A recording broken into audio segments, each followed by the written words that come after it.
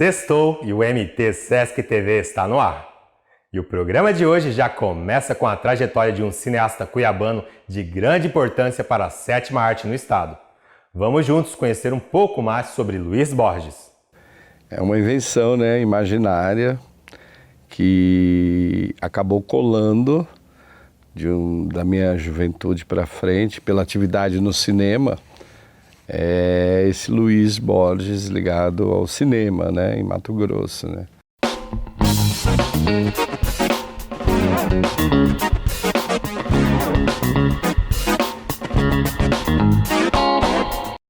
Mas a coisa tomou forma mais próxima do que eu desempenho hoje. Foi a partir do momento que eu fui para São Paulo, na USP, fazer um projeto de pesquisa sobre o Arne Suchsdorff, famoso cineasta sueco, e tal. Só que eu queria trabalhar o Arne não só na Suécia ou no Rio de Janeiro, quando ele veio dar o curso e criou a segunda geração do cinema novo, mas eu queria o Arne aqui no Mato Grosso, E na época a minha orientadora, Maria Rita Eliezer Galvão, falou: olha, acho lindo você querer colocar o Arne no Mato Grosso, onde ele já vive há 20 anos, mas infelizmente a gente não conhece nada do cinema em Mato Grosso. Aí eu tive que redefinir minha pesquisa, voltar para Cuiabá e ficar 6 meses no NEDIR, onde eu já trabalhava, que é o Núcleo de Documentação e História Regional, levantando a imprensa através dos microfilmes da imprensa. A gente leu tudo de 1896, que é quando o cinema foi inventado, até 1969, a chegada do Arne. E como o Mato Grosso não havia arquivos de filme para eu poder entrar em contato com a película do cinema, eu utilizei fonte secundária, que foi a imprensa. E foi muito importante, porque através da imprensa eu consegui escrever uma narrativa de história sobre o cinema em Mato Grosso, uma vez que na imprensa estava lá a notícia das sessões realizadas, locais, que salas existiram, as notícias sobre produções brasileiras, sobre produções estrangeiras que era realizado no Mato Grosso, E Mato Grosso não havia arquivo de filmes, não havia uma pesquisa que pudesse auxiliar isso.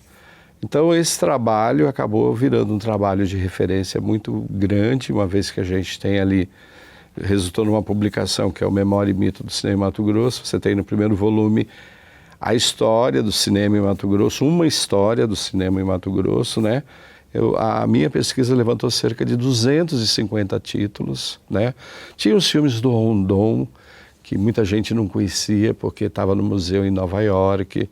Então, eu falei, tem que pensar alguma forma de mostrar para as pessoas que é possível fazer cinema no Mato Grosso. E na época houve uma mudança na reitoria da UFMT, a professora Marina Miller, que assumiu a coordenação de cultura, me encontrou quando eu voltei do mestrado, falou: não, você não quer trabalhar comigo lá na coordenação de cultura, assumir a supervisão do Cineclube Cochiponés? Aceitei a proposta. E aí organizamos uma retrospectiva do cinema mato-grossense. E a gente colocou 1000 pessoas no auditório da Escola Técnica Federal. Foi uma sessão incrível, onde a gente exibiu Alma do Brasil, que é um clássico produzido no Mato Grosso. É o primeiro filme brasileiro feito sonoro, naquele processo Vitafone, onde você grava o som do filme no disco de vinil, e na hora de exibir as imagens na tela, você põe lá, você imagina o sincronismo que devia ser, é um problema. Mas é um primeiro filme brasileiro, sonoro e de reconstituição histórica. Aí trouxemos o filme Caramujo Flor, do Joel Pizzini, que é uma produção recente. E depois dessa sessão teve um debate com o professor Carlos de Bertolini, a Lília Galetti, para falar sobre essa relação, principalmente esse aspecto histórico do Alma do Brasil, que conta o episódio da retirada da Laguna, da Guerra do Paraguai. É um filme com cenas impressionantes, de mais de 300 figurantes. Só esse filme tem uma história, porque ele foi realizado no antigo Mato Grosso, que era Mato Grosso só, foi em Campo Grande realizado esse filme. E aí a gente percebeu quanto que o cinema ele acompanhava o desenvolvimento do Estado, né? Até 1910, umas 8 salas de cinema funcionavam regularmente em Cuiabá, né? Tinha o Cine Brasil, vários cinemas aqui no Porto, tinha uma sociedade italiana que passava filme, e depois veio o Cine Belo aqui no Porto, perto do Batalhão. O Cine Belo era muito engraçado, porque ele tinha uma bicicletaria, passava o filme. A primeira parte do filme ele projetava na parede do comando da polícia aqui no Porto. Aí, a segunda parte, ele recolhia o equipamento, botava para dentro e quem quisesse assistir tinha que pagar para ver o final do filme, né?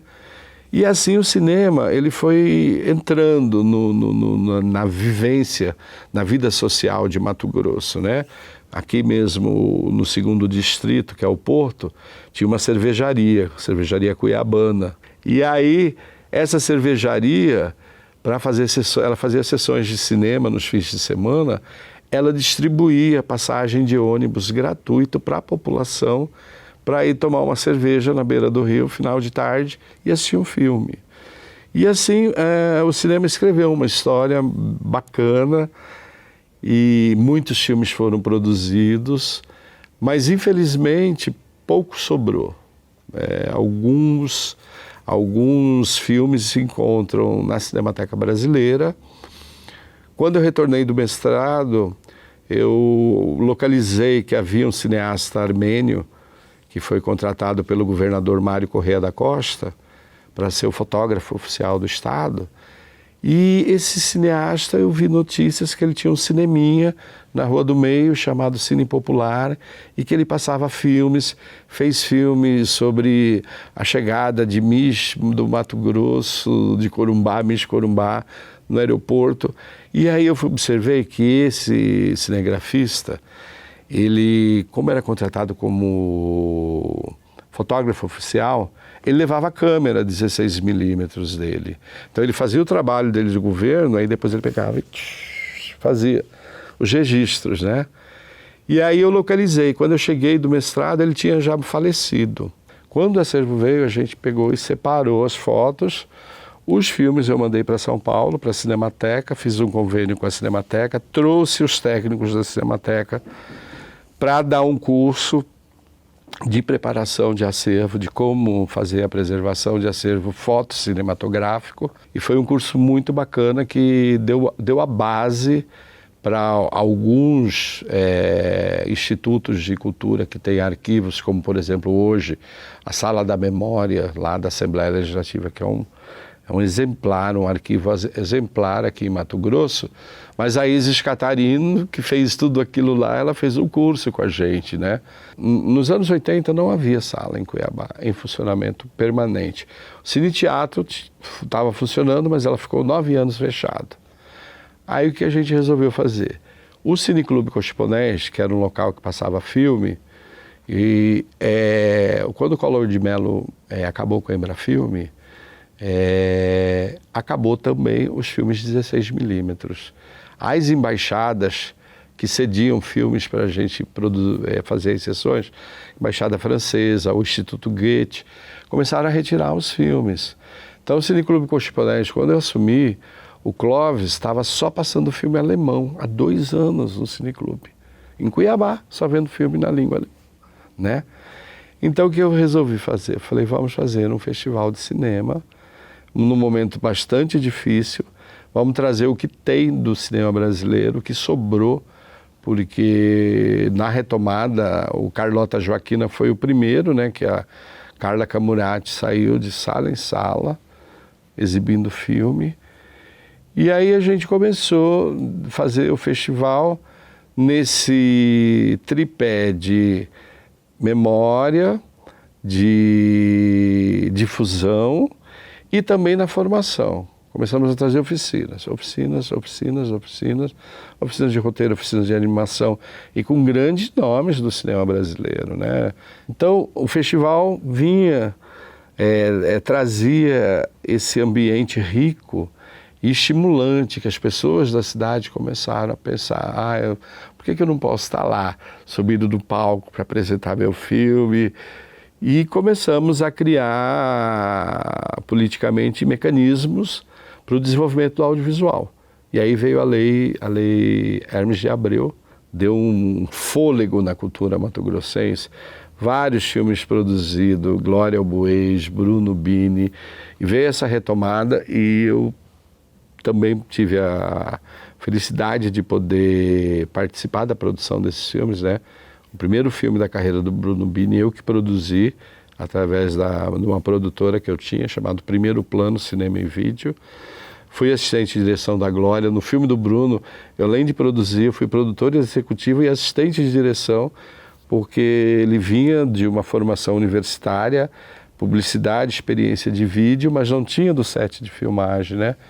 Então, o festival começou a atrair filmes para o Mato Grosso, né? Veio o Mário, do Hermano Pena, longa-metragem, o Latitude Zero, do Tony Venturi, e todos que procuravam, querendo fazer filme no Mato Grosso, querendo um aporte do Estado através da lei, a gente colocava como cláusula, ok, a gente avaliza, mas queremos que cada um de sua equipe dê uma oficina para os estudantes da comunicação da FMT, que na época nem havia comunicação na Unic, na Unirondon, para eles terem uma experiência que jamais teriam dentro do curso, né? Então, acho que com isso o festival se consolidou nesse tripé de memória, difusão e formação. Cuiabá é fonte de inspiração, um caldeirão de cultura que concilia tradição e inventividade. Nós vamos agora para um rápido intervalo comercial e já já estamos de volta.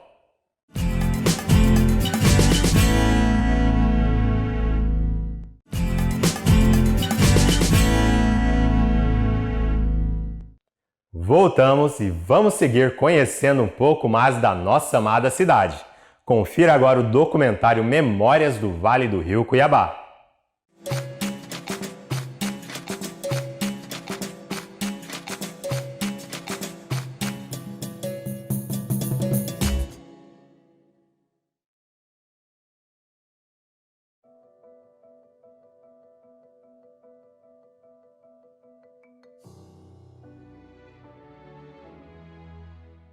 Cuiabá, nome que se funde e se confunde com um rio que empresta o nome à capital de Mato Grosso. E foi através da região portuária desse rio que as embarcações trouxeram prosperidade econômica em um lugar extremamente marcado pela movimentação, embarque e desembarque de produtos, notícias e pessoas vindas de todo o país. E se no século XVII as pessoas desembarcavam em Cuiabá em busca de ouro, hoje, nossa cidade verde é porta de entrada para turistas do mundo inteiro, principalmente para a região do Pantanal, um dos biomas mais preservados do mundo.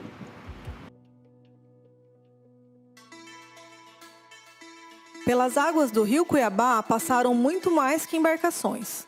Eu estou falando do peixe, um ícone da cultura ribeirinha cuiabana. E é aqui, na orla do porto, que os moradores da região reafirmaram a sua relação com o rio e com os peixes. Por mais de 300 anos, a prática da pesca foi intensa por aqui. E pode até parecer brincadeira, mas o que hoje a gente enxerga apenas como margem de rio, já foi visto como o quintal da casa dos antigos moradores aqui do porto. 43 anos morando aqui. E toda a vida foi aqui na região do Porto, vivendo através do rio Cuiabá aqui. Toda essa região aqui, a beira do rio, era um quintal só nosso, não tinha cerca, não tinha nada assim. Todo mundo se conhecia, né? Aí foram criando as barreiras, né? Foram fazendo as muros, foram transformando a cidade, né? O asfalto e o concreto transformaram a relação dos ribeirinhos com a cidade. E antes, o que era parte do cotidiano dos moradores da região passou a ser roteiro turístico para os visitantes da capital. E além dos turistas, é muito comum ver aqui na orla moradores de outros bairros praticando esportes e atividades físicas. Porque o modo cuiabano antigamente de vida era aquele subsistência, Porque não tinha muita indústria, não tinha tantas empresas como tem hoje, né? Hoje não, hoje mudou tudo, né? Mas, mesmo que muita coisa tenha mudado, hoje, em 2021, a pesca ainda resiste como uma das tradições mais fortes da cultura e da culinária ribeirinha. Eu pesco aqui no Porto já tem uns 17 anos mais ou menos. Tem uns 17 anos mais ou menos que eu pesco aqui. Só nessa região aqui, nunca saí daqui. Uma vez ou outra eu já fui pro Pantanal com amigos, mas meu lugarzinho é aqui, nesse pedaço aqui. Pois é, mais pra comer mesmo, né? Nós somos mais ribeirinho, né? Pega mais pra consumir mesmo, pra comer mesmo. Você trabalha a semana inteira, entendeu? Então você tira um dia do final de semana, você vem pescar, reencontra os amigos, aqui conversa, entendeu? Aqui mesmo, aqui nesse pedaço aqui, nós pegamos o peixe, entendeu? Geralmente nós pegamos o peixe, já escama, retalha, tudinho, entendeu? E faz frito aqui, faz um ensopadinho aqui mesmo, entendeu? É bom demais. Aqui no Museu do Rio, um dos mais antigos restaurantes da culinária tradicional de Cuiabá, resiste e preserva as receitas originais aqui da região do Porto. Mas aqui tem o peixe porque ele é uma comida regional. A mojica ele é regional, entendeu? O pirão, a ventrecha de pacu, filé de pintado é uma coisa regional. O Museu do Rio está instalado aqui, nessa edificação centenária, onde era o antigo mercado do peixe. E ao lado do regionalíssimo tem essa simpática lojinha, que apesar de pequena, guarda um patrimônio enorme das nossas raízes. Nós temos um tear que é estritamente primitivo, porque você coloca alma, você coloca sentimento, então não é rede. Eu trabalho em cima da arte. Seja no tear das redes, no artesanato ou nas curiosidades dos souvenirs preparados com produtos naturais da nossa região. Mas não fica achando que isso aqui é só para turista, não. O cuiabano consome muito desses produtos que a gente viu aqui no Museu do Rio.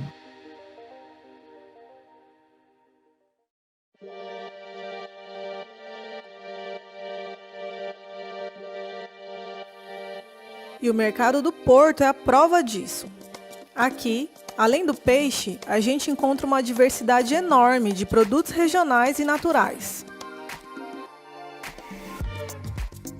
O que mais come o peixe é Cuiabá. Cuiabá come peixe todo dia. Se tiver peixe pronto, eu como peixe todo dia, se tiver.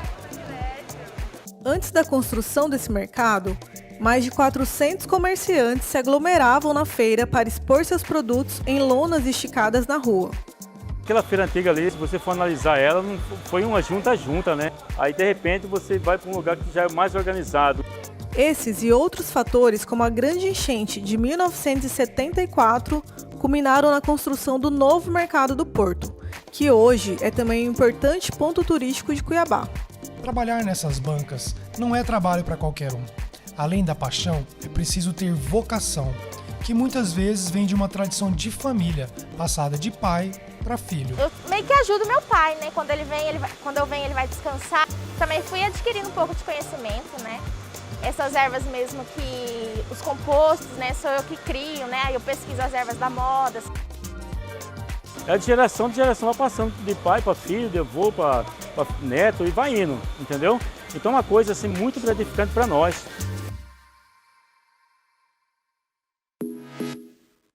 A Avenida 15 de Novembro é uma das principais rotas de acesso para o bairro e o mercado do Porto. Andando por aqui, temos um fiel recorte da diversidade de pessoas que transitam pelo bairro todos os dias. Por essas ruas não passam só os feirantes, trabalhadores, turistas e comerciantes. Por aqui, passa também um pedaço da história de Cuiabá. E essa conexão com o passado fica ainda mais clara quando olhamos a arquitetura dessas antigas edificações. Muitos desses prédios revelam memórias de histórias que ainda se relacionam com a paisagem da região. Dividindo o espaço com os novos prédios do comércio local, estão velhos conhecidos da região. A primeira igreja do Porto, fundada em 1781.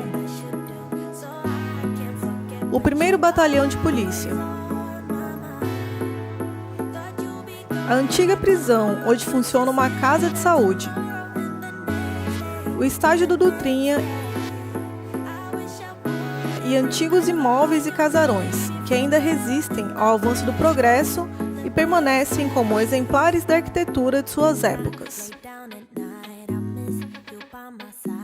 E uma das edificações mais importantes da região é o antigo arsenal de guerra da cidade, lugar que hoje abriga o Sesc Arsenal. O Sesc ele adquiriu o prédio em 1989 e passou, abriu suas portas em 2001 para o público em geral. É um prédio que esse ano ele completa 303 anos.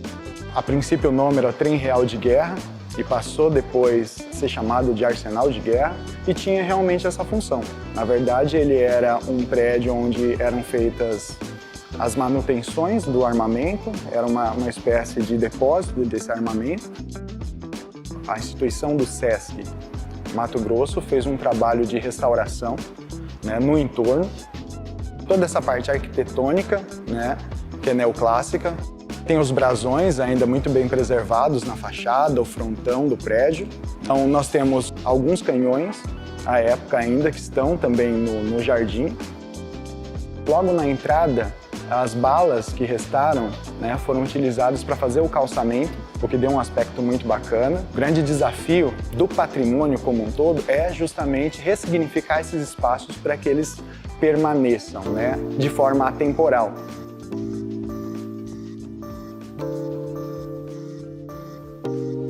O Sesc Arsenal faz parte do cenário cultural de Cuiabá e do estado de Mato Grosso. Ele abriga atividades de cultura, lazer, saúde, assistência e educação.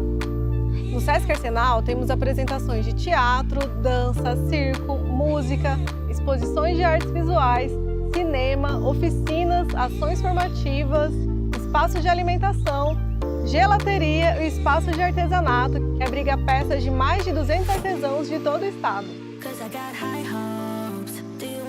Nas ruas do entorno do Sesc Arsenal, o porto se mantém vivo.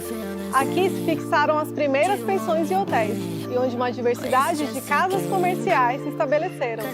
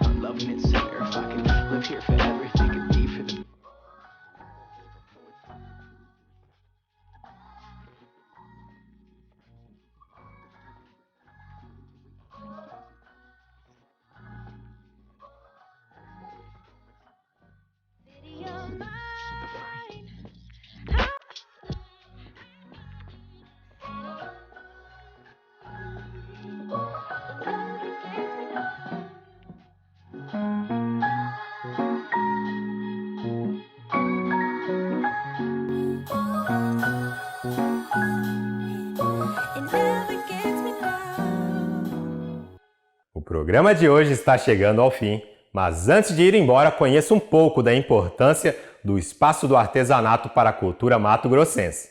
Semana que vem tem mais aqui na TBO e tchau, tchau! Eu tenho, assim, bastante orgulho de ter, de nascer aqui, de estar vivendo aqui, tirando o meu sustento daqui da comunidade, Então, assim, não preciso ir muito longe para me estar tendo recurso, para trazer dentro da minha casa. Assim, acho que daqui de onde eu moro, eu consigo ter essa profissão, que eu considero como uma profissão. Sou artesã já há muito tempo. Na atividade eu tenho mais de 45 anos, que hoje eu estou com 54. Então, assim, eu tenho uma boa história de artesanato.